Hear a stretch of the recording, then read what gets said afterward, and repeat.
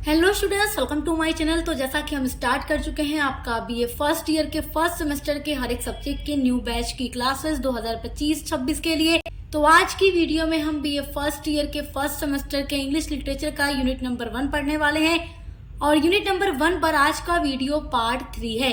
तो आज की वीडियो में हम पढ़ेंगे कॉन्ट्रीब्यूशन ऑफ के.एस. वेंकटा रमनी। देखिए, आपको यूनिट नंबर 1 के अंदर कई सारे राइटर्स का कंट्रीब्यूशन पढ़ना है इन इंडियन इंग्लिश लिटरेचर। तो इंडियन इंग्लिश लिटरेचर में राइटर्स के क्या कंट्रीब्यूशन है वो आपको जानना है।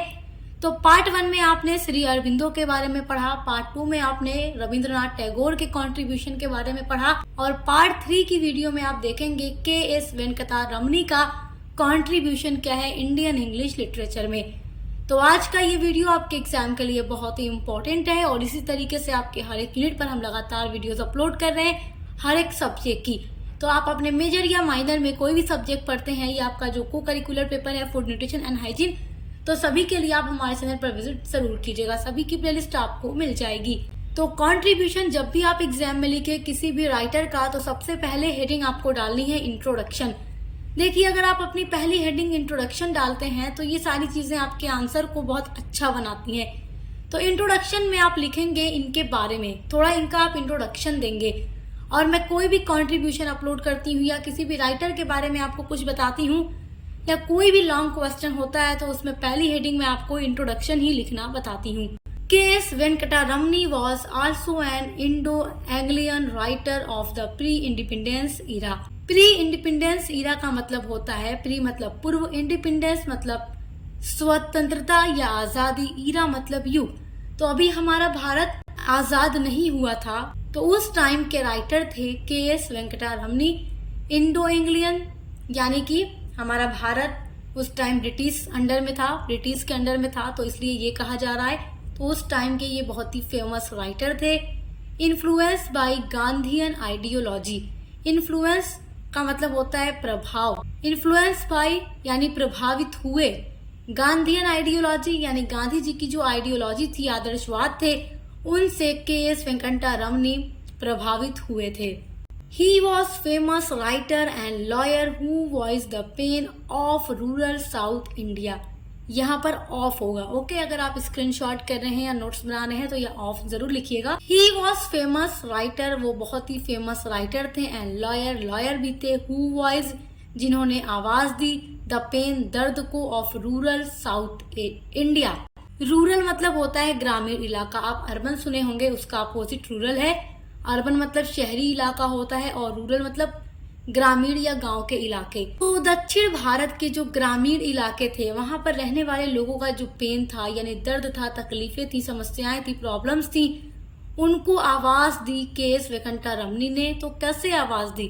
अपने राइटिंग के थ्रू, अपने लेखन के थ्रू उन्होंने आवाज दी, जो कुछ उन्होंने लिखा उसके थ्रू आवाज दी। He was novelist and short story writer in English literature. वो नॉवेलिस्ट थे यानी उपन्यासकार थे एंड शॉर्ट स्टोरी राइटर भी थे इंडियन इंग्लिश लिटरेचर में। तो आपको ऐसे ही एग्जाम में अपना इंट्रोडक्शन लिखना होगा। के.एस. वेंकटा रमनी के कंट्रीब्यूशन में आप सेकेंड हेडिंग डालेंगे early life and education. Early मतलब प्रारंभिक, लाइफ मतलब जीवन, एंड मतलब और, एजुकेशन मतलब शिक्षा। तो प्रारंभिक जीवन और शिक्षा। तो अर्ली लाइफ एंड एजुकेशन क्या है देख लेते हैं। He was born in 1891 in Kaveri Pattinam in Tanjore district. He was born, वो पैदा हुए, इन 1891 1891 में, इन कावेरी पट्टिनम, कावेरी पट्टिनम नाम की एक जगह है, इन तंजौर डिस्ट्रिक्ट। तो तंजौर जिले में एक जगह है कावेरी पट्टिनम, उस जगह पर ये 1891 में पैदा हुए थे। His father Siddhanath Iyer was a Thanjavur landlord and excise officer. तो उनके फादर जो थे सिद्धनाथ अय्यर, ये तांजवूर लैंडलॉर्ड यानी जमींदार थे वहां के, एंड एक्साइज ऑफिसर, एक्साइज जो टैक्स वगैरह लिया जाता है तो आप कह सकते हैं टैक्स ऑफिसर थे इनके father. He had his schooling at national high school Mayavaram. तो मायावरम में उन्होंने अपनी नेशनल हाई स्कूल में अपनी एजुकेशन शुरू की, and graduation from Madras Christian college Madras. और इनका जो ग्रेजुएशन हुआ वो मद्रास क्रिश्चियन कॉलेज से हुआ, मद्रास में जो स्थित है। And became the apprentice of, became मतलब वो बन गए, द अप्रेंटिस मतलब शिष्य होता है। जैसे देखिए कोई भी आप काम कर रहे हो या कोई पढ़ाई कर रहे हो या फिर आप कुछ बन भी जाते हैं तो उसके लिए एक ट्रेनिंग की नीड होती है, उसके बारे में जानने की जरूरत होती है। तो ये शिष्य बन जाते हैं of the famous advocate sir CP Ramaswamy Iyer. तो देखिए ये जैसा कि एडवोकेट बनते हैं ये भी लॉयर बनते हैं, तो ये शिष्य बन जाते हैं बहुत ही फेमस एडवोकेट हैं, वकील हैं सर सीपी रामास्वामी। उनके वो बन गए थे अप्रेंटिस यानी कि शिष्य। But the profession of lawyers did not suit him, लेकिन जो प्रोफेशन था, पेशा था ऑफ लॉयर्स, लॉयर का, डिड नॉट सूट हिम, तो उनको सूट नहीं करता, उनको अच्छा नहीं लगता। And he was diverted towards writing. Diverted मतलब मुड़ गए, टूवर्ड्स की ओर, राइटिंग यानी राइटिंग की ओर, लेखन की ओर वो मुड़ गए। तो इनके ऊपर सूट नहीं किया लॉयर वाला काम और ये मुड़ जाते हैं राइटिंग की तरफ। उसके बाद ये इंडियन इंग्लिश लिटरेचर में बहुत सारा कंट्रीब्यूशन देते हैं। In 1928 Venkata Ramani met Rabindranath Tagore and he advised him to start a Tamil weekly. Its name was Tamil Ulagu. तो 1928 में के.एस. वेंकटा रमनी मेट मिलते हैं रविन्द्रनाथ टैगोर से एंड ही एडवाइज्ड, और वो एडवाइस देते हैं। कौन एडवाइस देता है? रविन्द्रनाथ टैगोर एडवाइस देते हैं के.एस. वेंकटा रमनी को टू स्टार्ट, शुरू करो एक तमिल वीकली। तो इनकी बात सुन करके के.एस. वेंकटा रमनी तमिल वीकली की शुरुआत करते हैं जिसका नाम उन्होंने रखा तमिल उलागू।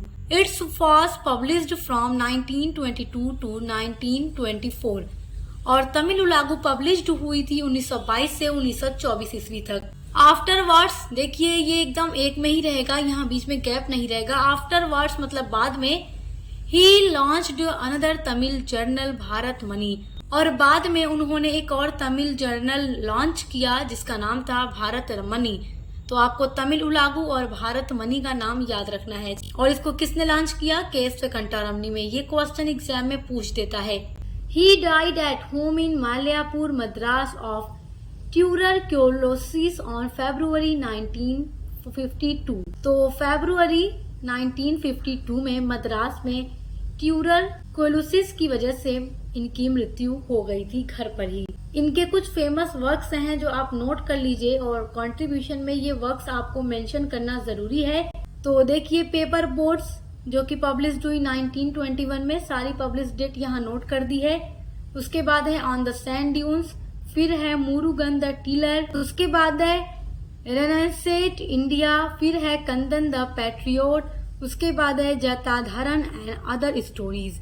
तो ये के.एस. वेंकटा रमनी के कुछ फेमस वर्क्स हैं।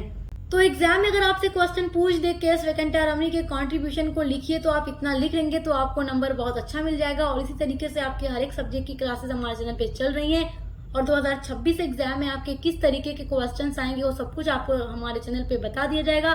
तो आपको टेंशन लेने की बिल्कुल भी जरूरत नहीं है। चैनल को सब्सक्राइब करके बेल आइकन को प्रेस कर लें ताकि आने वाली वीडियोस के नोटिफिकेशन आपको मिलते रहें।